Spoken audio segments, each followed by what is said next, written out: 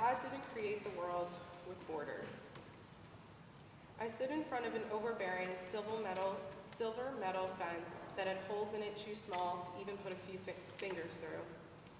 This part of the border separates Friendship Park, a place that formerly had no fence around it. It's a human-made border in between Mexico and the US because there is nothing naturally made to denote where the borders are. This past January, I visited the border of San Diego and Tijuana, Mexico. Standing on top of a huge hill, or what was maybe a mountain, I, along with my fellow Project Mexico participants, looked down onto the city of Tijuana. We were taking a tour with Border Patrol agents along San Diego, and I felt like I was at a zoo. The people were described to me more as animals than as people, and one agent described their job as the saving grace for migrants who were caught up in bad living conditions that must be the result of drug cartels. I looked down at the houses, the kids that hung on top of the steel border fences, the women sweeping their patios, and I thought to myself, the people I see are just people, and I don't hear anyone screaming to us to be saved. As I thought about what to say today, I had one goal in mind. This was to somehow effectively relay just some of the stories of the people I met over my 5 days in Mexicali, Mexico, and my 5 days in San Diego, California. I feel honored and humbled to be here to share my faith journey and the beautiful spirits of the people I met as part of the fall call to action on humane immigration reform. This week was created by the Ignatian Solidarity Network to bring all Jesuit universities together on the issue of immigration, calling for more humane practices. Project Mexico is one of the many immersion programs offered through the Center for Community Service and Justice. Participants spend 5 days in Mexicali, Mexico, and 5 days in San Diego, California. Spending time on both sides of the border within the communities is priceless, and one that not many people have the opportunity to do. For me, it was the most amazing service and learning experience I have had.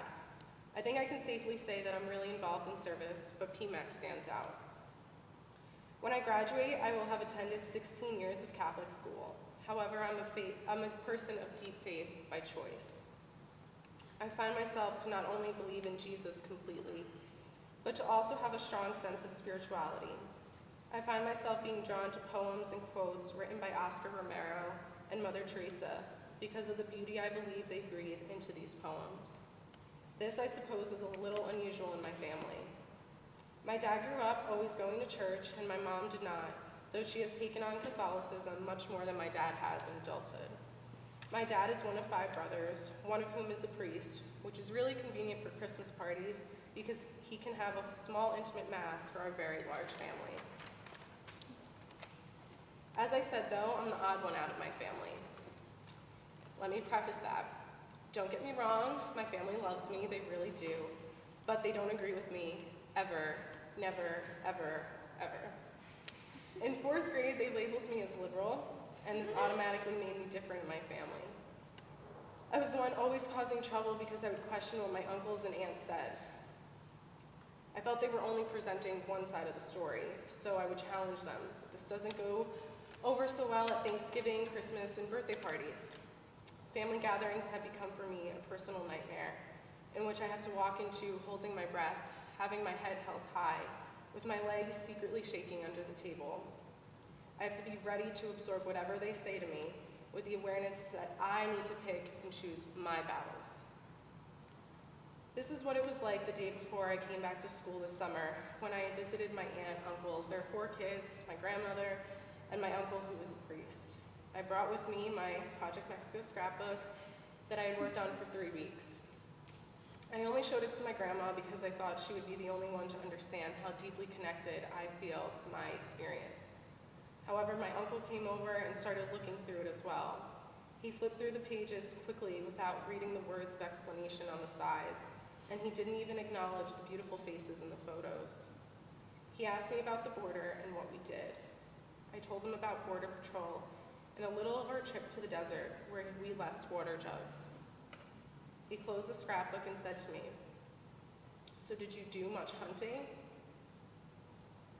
We had just finished talking about the Border Patrol tour, so naturally I thought he was insinuating a lot here.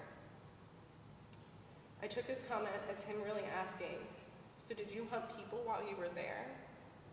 I bluntly reminded my uncle, the priest, how thou shalt not kill is one of the 10 commandments. And he said, I didn't say hunting people. And I said, there are no animals in my photos except for small dogs. So what else do you think there is to hunt?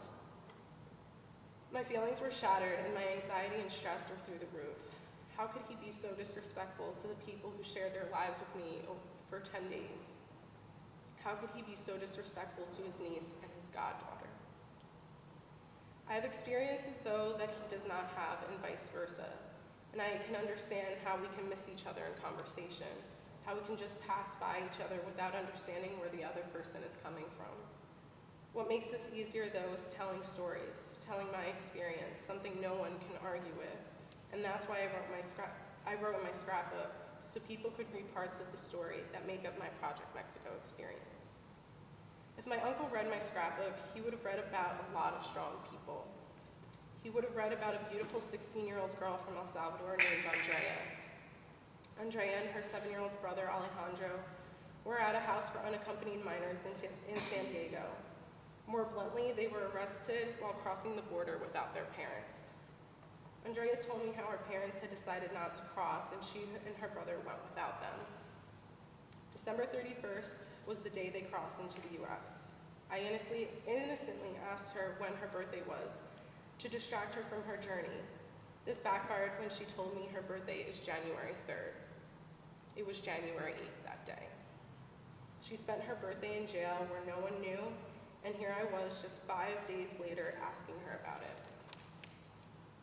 If my uncle read my scrapbook, he would have read about Alonzo, our host in Mexicali.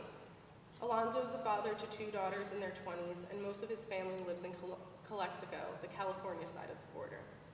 He, however, decided to stay in Mexico. He told us this story on the 5th day of our journey, when we were near the US border, ready to walk across to catch our bus to our location in San Diego. There he told us about his life growing up.